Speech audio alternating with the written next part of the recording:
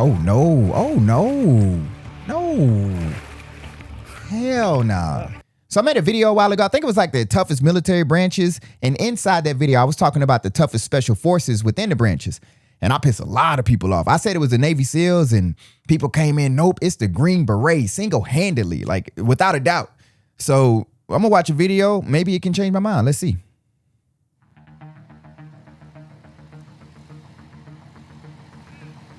U.S. Army soldiers begin their journey to earn the highly respected Green Beret by attending Special Forces Assessment and Selection, commonly known as SFAS. Those are good push-ups.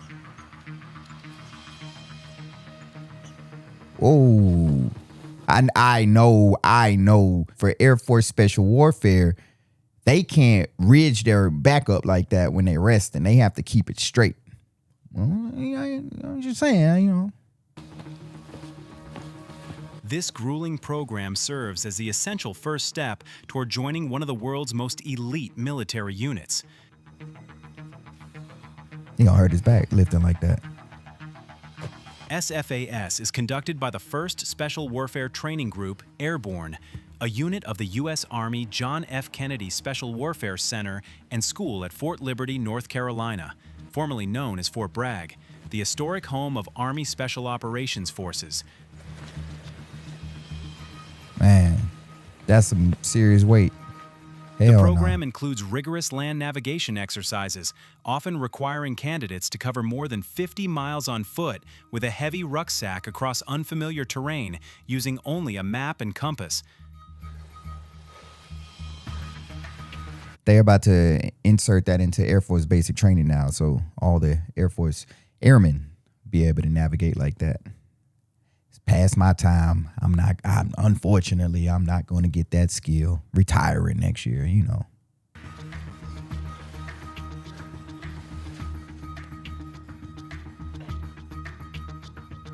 The selection process lasts approximately 24 days, during which candidates face extreme physical and mental challenges designed to test their endurance, resilience, and adaptability. I just saw that in the Candidates air must assault overcome school. physically demanding obstacles such as rope climbs, wall scales, monkey bars, and balance beams, all performed under intense fatigue and stress. Upper body strength and grip endurance are vital, especially for obstacles like the Weaver and inverted wall.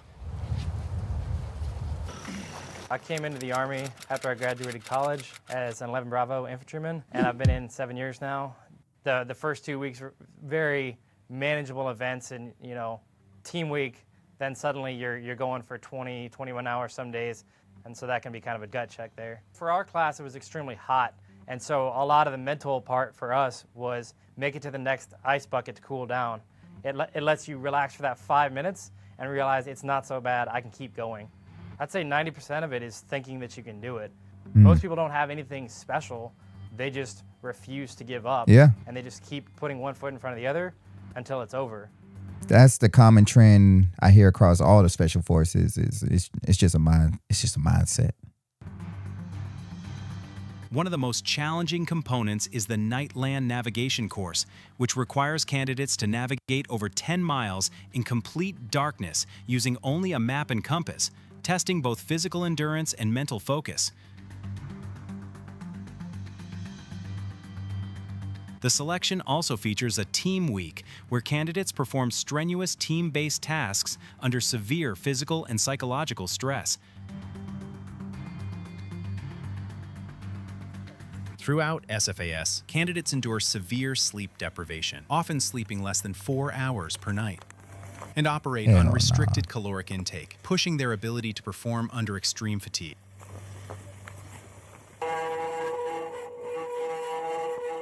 During Team Week, candidates haul massive logs, metal poles, and sandbags through unforgiving terrain, not to build muscle, but to expose true leadership, teamwork, and grit under pressure. So it just Successfully finishing SFAS does not guarantee selection. Only those who demonstrate elite leadership, teamwork, and unwavering persistence move forward for further Special Forces training. That's the same in the Air Force. Just because you make it through don't mean they're going Those to who accept fail you. SFAS are generally allowed one additional attempt, but must wait 6 to 12 months before reapplying.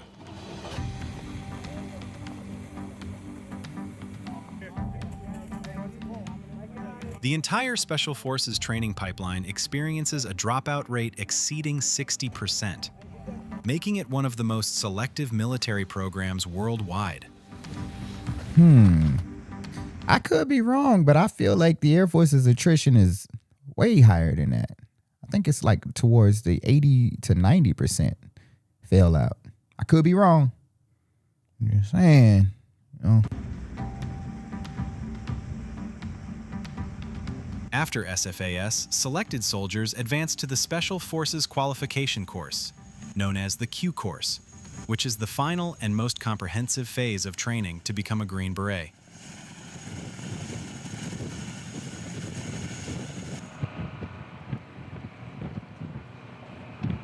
The Q Course is divided into multiple phases, covering individual skills, military occupational specialty (MOS) training, unconventional warfare, language and cultural training, and extensive field exercises.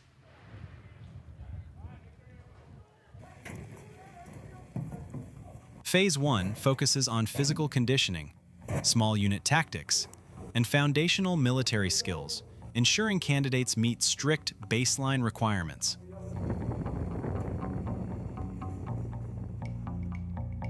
Phase 2 advances training in patrolling, reconnaissance, ambush tactics, and other combat techniques critical for Special Forces operations. Couldn't be me. Phase 3 delivers MOS-specific instruction, assigning soldiers to roles such as weapons sergeant, engineer sergeant, medical sergeant, communications sergeant, or intelligence sergeant. Language and cultural training is an essential phase, where candidates learn a foreign language based on their future deployment area, enhancing mission effectiveness in diverse environments. Okay, that can make it really hard. You got to learn a language. So you gotta be smart to be a Green Beret. They not just accepting anyone.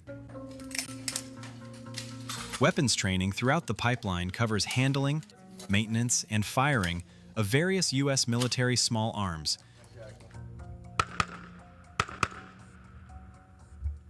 including the M4 carbine, M249 squad automatic weapon, and M240B machine gun.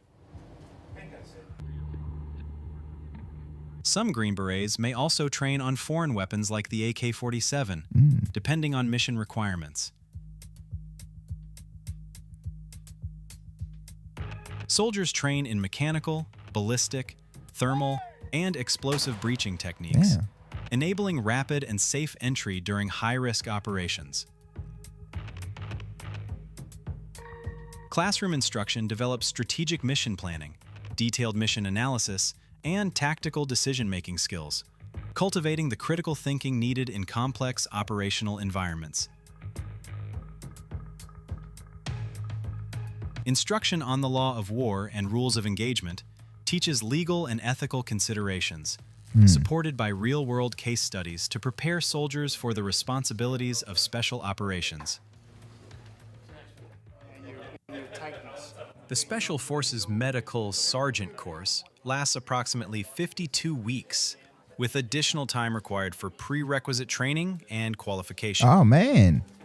So they learn a language and they learn how to save lives? That's like the PJs. They learn how to save lives. I don't think they learn in the language. So I'm starting to understand. Providing intensive instruction in trauma care, emergency medical procedures, and battlefield evacuation.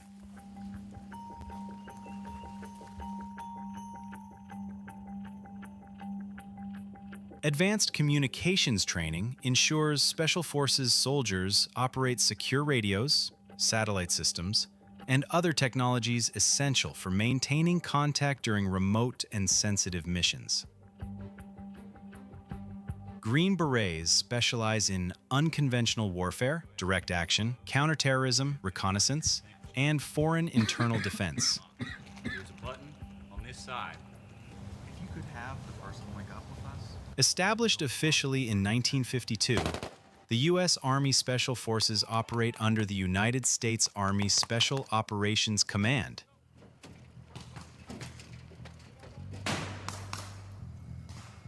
Currently, there are approximately 4,000 active-duty Green Berets, with Wow. additional personnel in the Army National Guard, bringing the total closer to 7,000. Wow.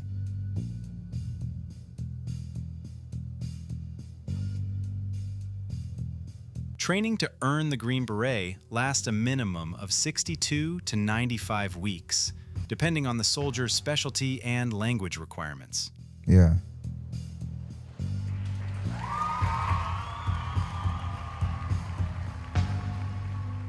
Graduating from Special Forces training earns a soldier the Green Beret, a symbol that marks their readiness to join the ranks of America's most elite and unconventional warriors.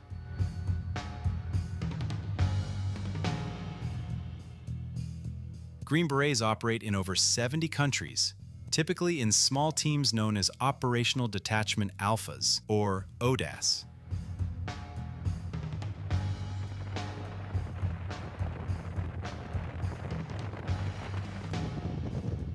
Each consisting of 12 highly trained members.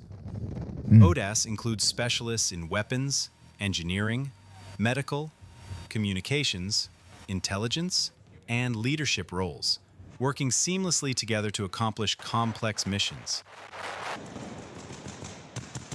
Done. Done.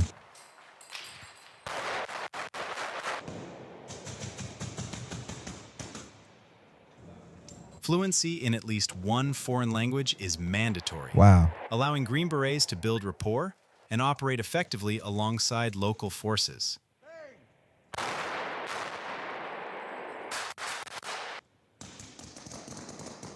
Damn, they all got them. The unit's history is deeply rooted in the Vietnam War, where more than 12,000 Green Berets served, and 17 received the Medal of Honor for extraordinary valor. Wow.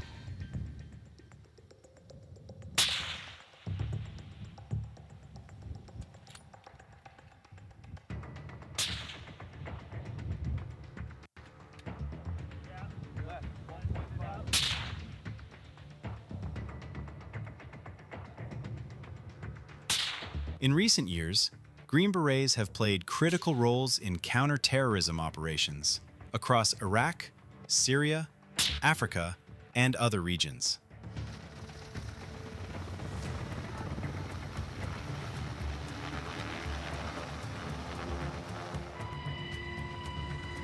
In 2017, Green Berets were ambushed in Niger, tragically resulting in the loss of 4 U.S. soldiers, highlighting the risks of their demanding missions.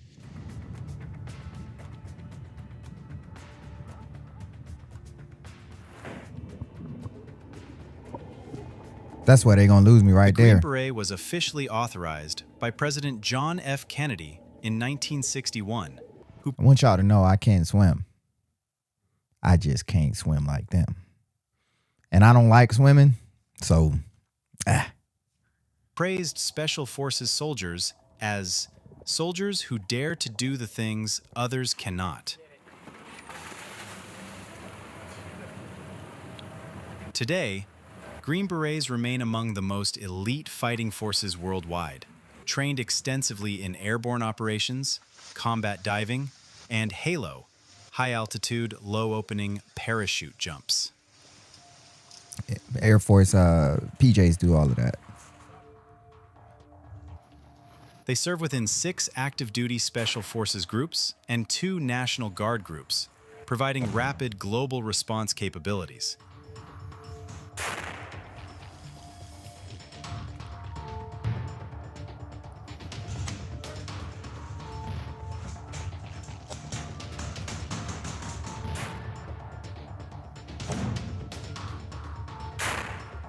Beyond combat, Green Berets receive training in psychological operations and intelligence gathering to support their unconventional warfare missions.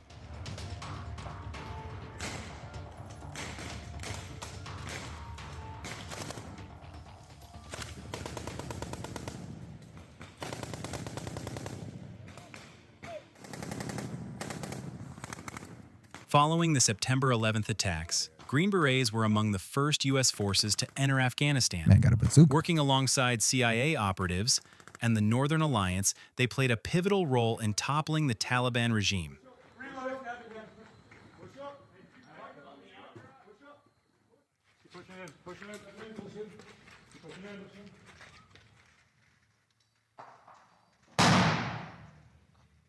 Green Berets are trained to operate independently behind enemy lines for extended durations, relying on survival skills, stealth, and tactical expertise.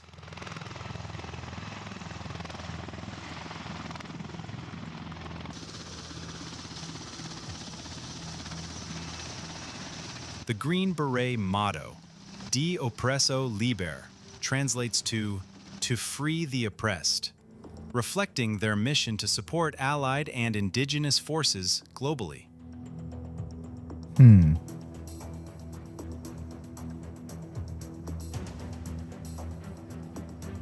Close quarters combat, CQC, training is a core discipline, and U.S. Green Berets frequently practice it alongside Allied Special Operations Forces.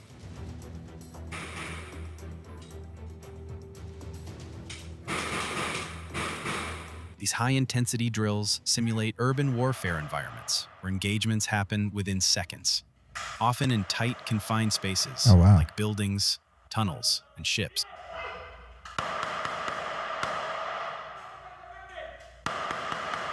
Joint training includes forces from NATO and partners, such as Spain's Grupo Especial de Operaciones, the UK, Norway, the Philippines, Jordan, South Korea, and others.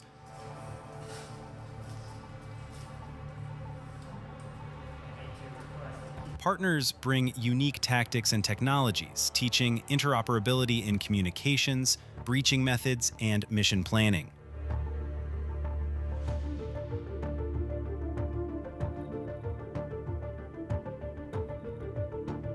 Host nation exercises span diverse environments, from Cold War-style Arctic exercises to Mediterranean amphibious ops, across Europe, the Middle East, Asia, and beyond.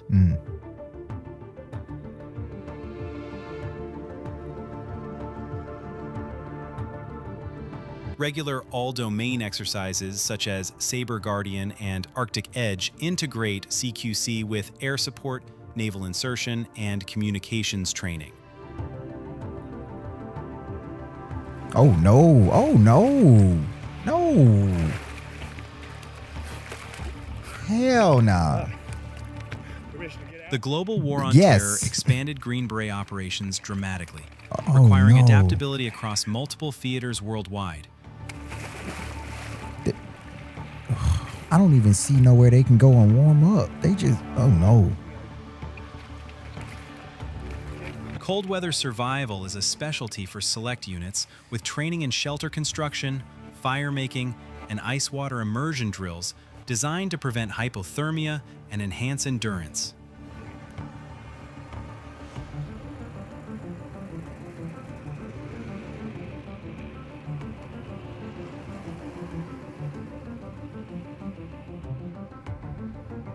They conduct cold weather warfare using skis, snowshoes, and specialized gear, practicing stealth and ambush tactics in snowy, icy terrain.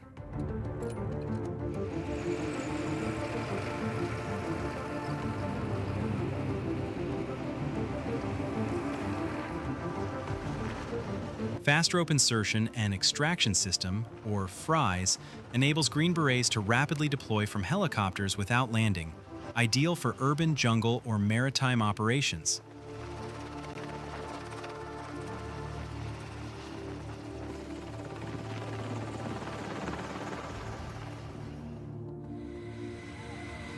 Helocasting involves low-altitude water insertion from helicopters, requiring soldiers to jump into water and swim covertly to shore. Wow. A critical skill for maritime special operations. It's like a half mile. Oop.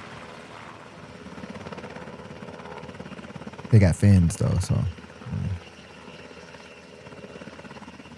These insertion methods demand specialized training in rope descent, water survival, and night operations. don't.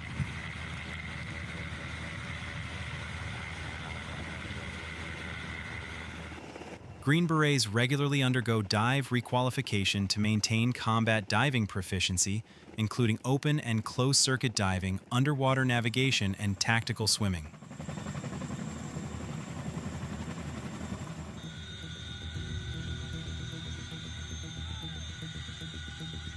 Requalification ensures readiness for covert infiltration, underwater demolitions, and rescue missions.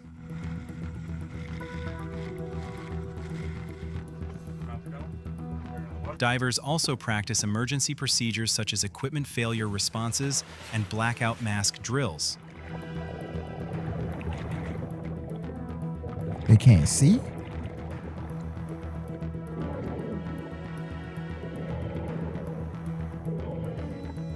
Training occurs in pools, open water, and simulated high-stress environments to replicate real mission conditions.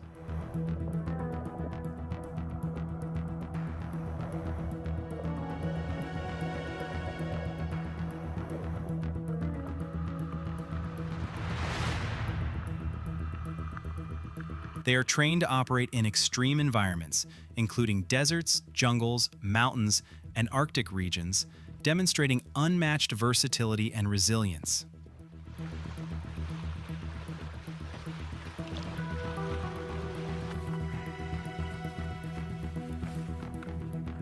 If you're enjoying this content, make sure to subscribe for more in-depth videos just like this one. Oh man, that was intense. That was. I will say that looked like some hardcore stuff.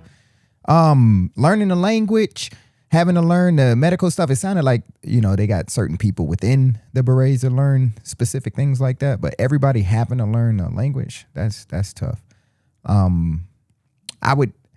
don't know. I still can't, you know, I'm just saying it from my opinion. Like I haven't gone through any of the schools, so who am I to judge, you know? But I can see how people would stand by the Berets. That being said, if you want to watch that video of the toughest military branches, I got it on the screen. But like I always say, I hope this video brought value to you. Stay beautiful, stay classy. Until next time, check me out.